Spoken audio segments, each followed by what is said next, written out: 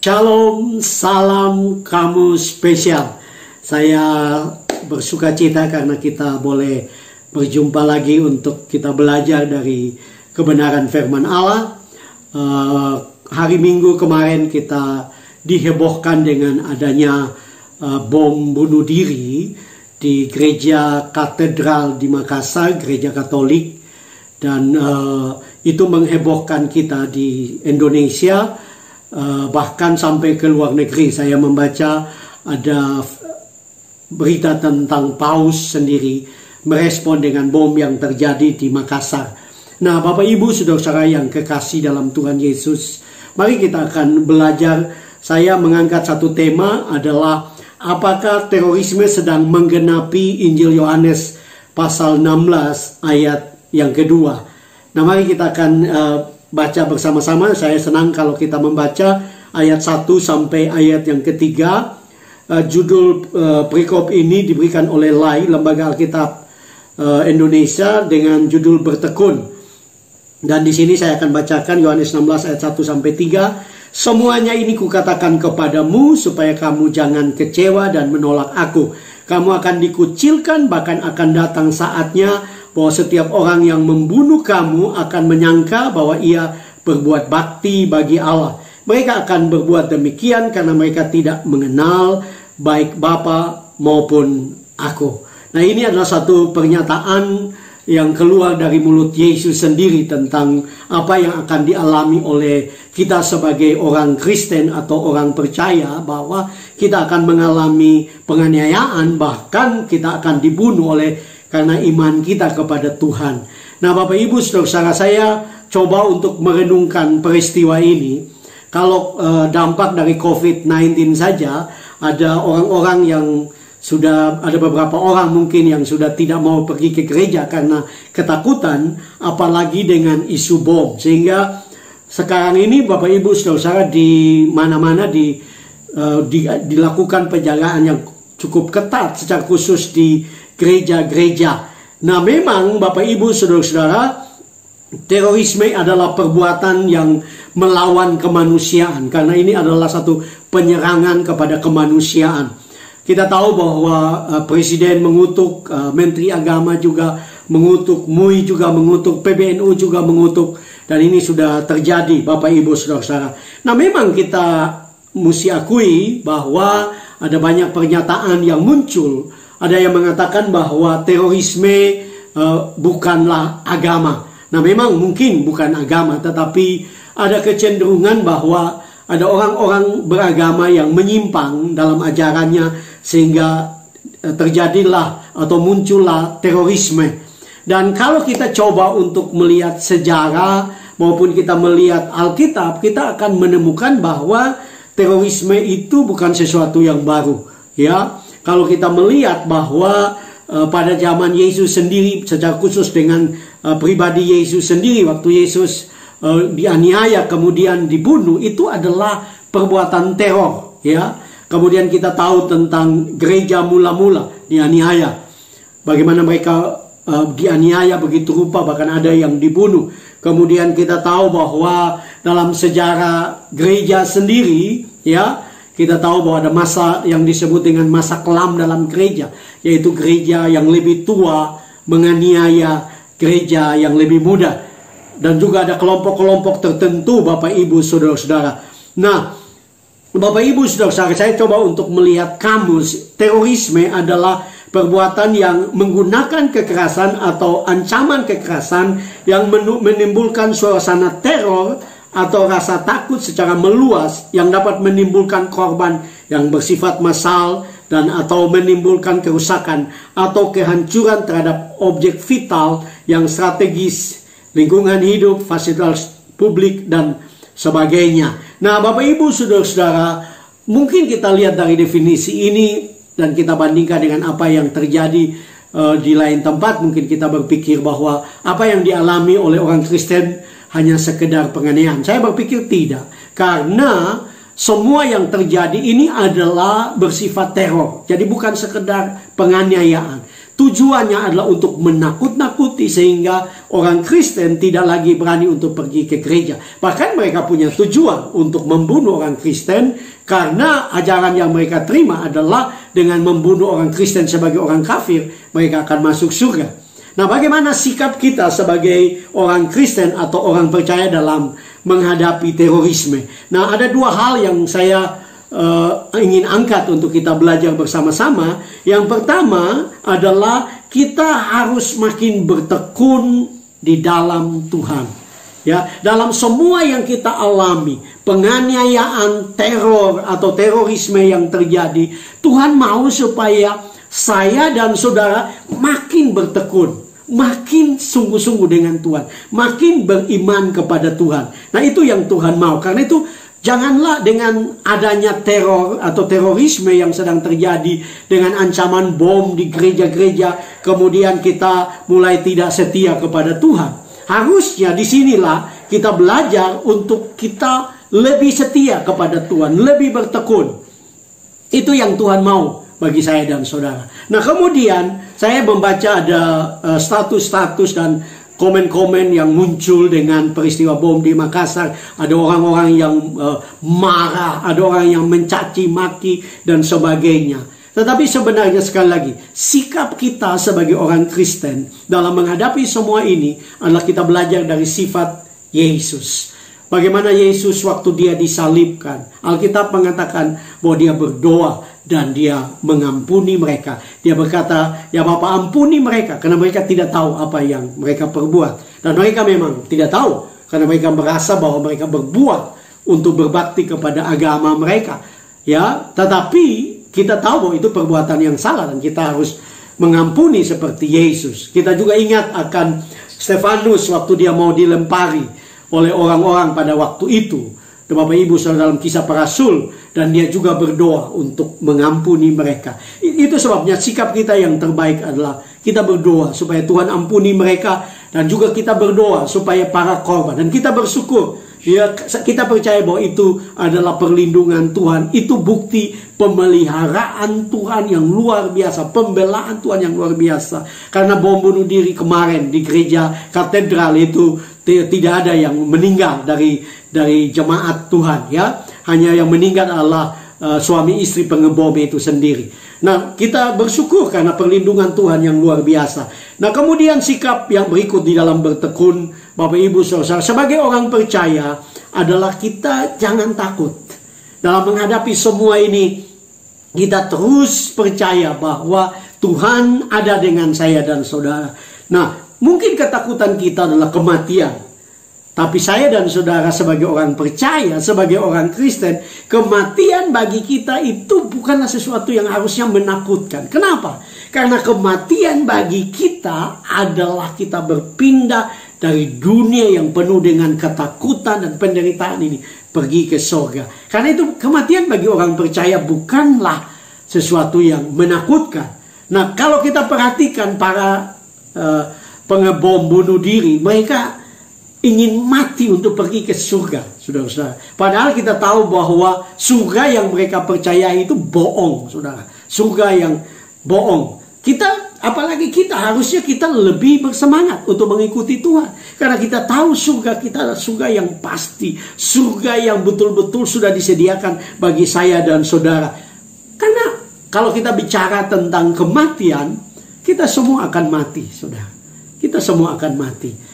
Sebenarnya intinya bukan bagaimana kita mati. Apakah kita mati terbakar oleh karena bom bunuh diri, kita mati karena kecelakaan, kita mati oleh karena pembunuhan orang kepada kita. Itu bukan masalah. Bagi saya, dan saya percaya itu bagi kita orang percaya, apapun yang terjadi dengan kita sehingga kita mati, sepanjang kita beriman kepada Tuhan, kita akan pergi ke surga. Mungkin bagi mereka yang mati dengan cara yang seperti itu, mereka akan sia-sia sudah pasti, Bapak Ibu Saudara. Karena itu mari sebagai orang percaya, apapun yang terjadi, kita percaya dan kita terus maju. Kita jangan takut menghadapi semua penganiayaan, karena itu adalah kebenaran yang perlu kita renungkan. Saya teringat akan satu kisah pada waktu dulu, penganiayaan di negara Cina oleh komunis terhadap orang percaya. Ada satu kisah yang luar biasa yang pernah saya baca yang sangat memberkati saya. Ada seorang ibu dengan 2 anaknya yang berumur sekitar 10 dan 12 tahun. Mereka sudah diajar tentang Tuhan. Dan kemudian waktu mereka sedang beribadah, datanglah tentara komunis. Dan mereka lari, dan mereka berlari untuk menyembunyikan diri. Biasanya mereka ada lubang-lubang perlindungan. Tetapi waktu mereka, ibu ini dengan 2 anaknya sampai di lubang perlindungan, waktu mereka masuk, sebelum mereka tutup lubangnya, tentara komunis sudah ada di atas mereka, dekat di pinggir daripada lubang perlindungan itu. Dan tentara komunis itu mengancam mereka dengan suatu ancaman, kalian menyangkal Yesus atau kalian ditembak mati. Nah, kedua anak ini sudah mulai mengerti apa itu ditembak mati, dan mereka mulai menangis, berteriak ketakutan. Mereka memeluk ibunya. Tetapi ibunya dengan iman dan keyakinan yang luar biasa memeluk mereka dan berkata, anak-anakku tenang, sebentar lagi kita akan pergi ke surga. Dan tentara komunis kemudian menembak mereka dan mereka bertiga mati. Saya percaya mereka pergi ke surga. Kenapa? Kita yakin, karena saya percaya firman Tuhan juga memberi jaminan. Dalam Lukas pasal 23 ayat 43. Lukas 23 ayat 43. Di situ waktu Yesus ada disalib dan penjahat di sebelah kanan mau untuk tidak menyalahkan Yesus. Dan Yesus membuat satu pernyataan yang luar biasa. Di sini katakan Lukas 23 ayat 43, kata Yesus kepadanya, aku berkata kepadamu, sesungguhnya hari ini juga engkau akan ada bersama-sama dengan aku di dalam Firdaus. Yesus berkata kepada penjahat di sebelah kanan bahwa hari ini juga engkau dan aku ada di taman Firdaus. Memang ada penafsiran yang mengatakan bahwa karena Yesus belum bangkit, sehingga orang yang mati dengan iman kepada Tuhan itu ada di taman Firdaus. Tetapi setelah kebangkitan Kristus, kita yang mati di dalam Tuhan, apakah kita mati karena korban terorisme? Apakah karena kita mati di bom? Kita mati karena dibunuh seperti beberapa waktu yang lalu terjadi di Poso. Apapun yang terjadi dengan kematian kita, waktu kita mati kita akan langsung berjumpa dengan Tuhan di surga. Karena itu sebagai orang percaya kita tetap kuat, tetap beriman kepada Tuhan. Yang kedua, Bapak Ibu Saudara-saudara, sikap kita sebagai orang percaya dalam menghadapi terorisme adalah kita harus menerima terorisme adalah bagian dari penderitaan Kristus. Nah, Bapak Ibu Saudara-saudara, saya memperhatikan bahwa kata berbuat bakti kepada Allah, kata bakti Bapak Ibu Saudara-saudara itu berasal dari kata Yunani letria.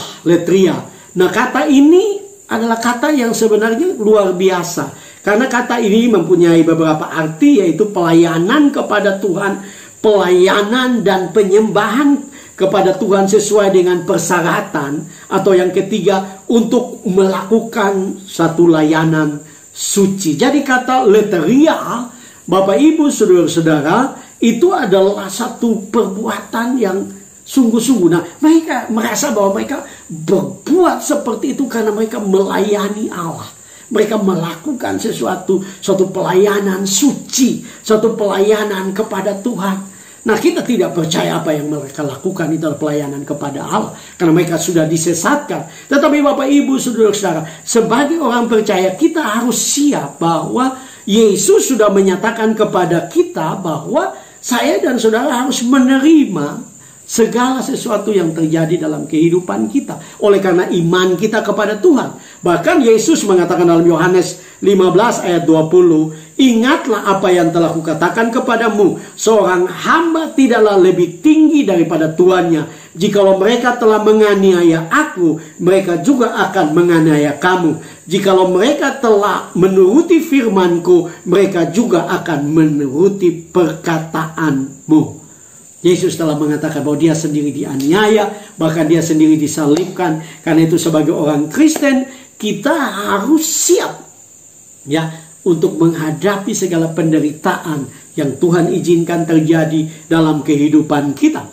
Mungkin kita bertanya, di manakah Tuhan waktu bom bunuh diri itu terjadi? Atau di manakah Tuhan waktu penganiayaan terjadi di Poso atau pembunuhan terjadi di Poso. Saya mau katakan Tuhan tidak pernah meninggalkan kita.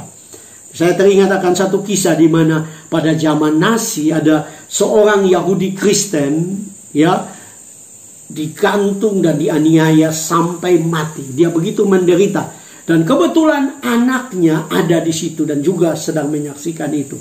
Dan dia berteriak kepada Tuhan, Tuhan, di manakah engkau pada waktu ayahku dianiaya seperti itu?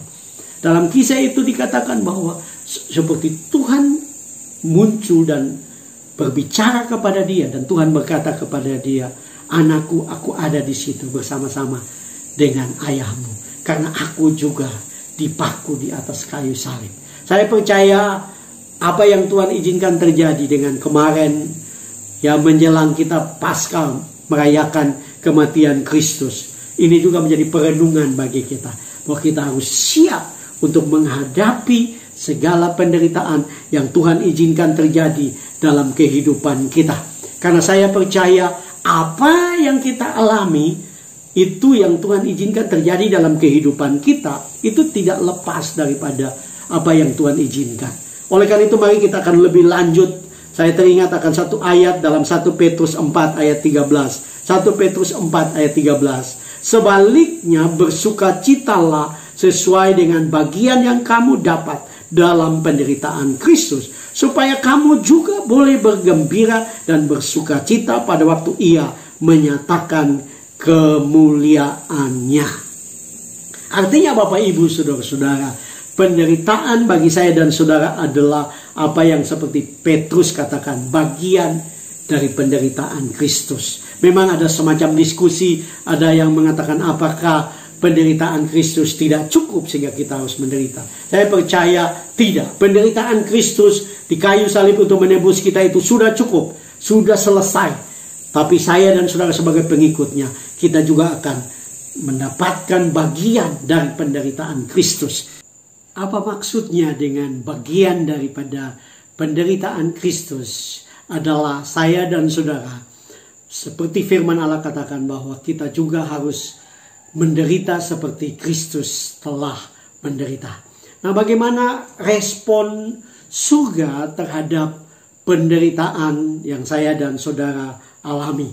Apa yang terjadi atau apa yang menjadi sikap surga? Nah, saya percaya Alkitab sendiri menunjukkan bahwa penganiayaan terhadap orang percaya atau orang Kristen adalah penganiayaan terhadap Tuhan sendiri. Itu kita bisa lihat bersama-sama di dalam Kisah Rasul 9 ayat yang keempat, di mana perikop itu menceritakan tentang Paulus datang ke Damsyik untuk menganiaya, untuk meneror orang-orang percaya yang ada di Damsyik. Dan Paulus dengan kuasa yang penuh, Alkitab mengatakan dia datang untuk menangkap orang-orang Kristen dan memasukkan ke penjara, bahkan boleh untuk membunuh mereka. Tetapi apa yang terjadi dalam Kisah Rasul pasal 9 ayat yang keempat? Di situ dikatakan ia rebah ke tanah, maksudnya Paulus, dan kedengaranlah olehnya suatu suara yang berkata kepadanya, Saulus, Saulus, mengapa engkau menganiaya aku? Artinya penderitaan yang kita alami sebagai umat Tuhan, orang percaya, orang Kristen, Yesus merasa dan meyakini bahwa itu adalah penganiayaan terhadap dirinya. Karena dia berkata bahwa mengapa engkau menganiaya aku. Artinya saya dan saudara tidak perlu merasa kecewa. Karena Tuhan juga dapat dikatakan menunjukkan kepada kita bahwa dia menderita oleh penganiayaan itu sendiri. Nah, sudah pasti bahwa surga tidak diam apabila orang percaya atau orang Kristen mengalami penderitaan. Surga bahkan akan merespon. Bagaimana respon surga terhadap penganiayaan, penderitaan, bahkan pembunuhan terhadap orang percaya yang terjadi seperti beberapa waktu yang lalu di Poso. Mari kita lihat Kisah Rasul pasal 7 ayat 55. Kisah Rasul 7 ayat 55. Alkitab mengatakan, tetapi Stefanus yang penuh dengan Roh Kudus menatap ke langit lalu melihat kemuliaan Allah dan Yesus berdiri di sebelah kanan Allah. Ini luar biasa.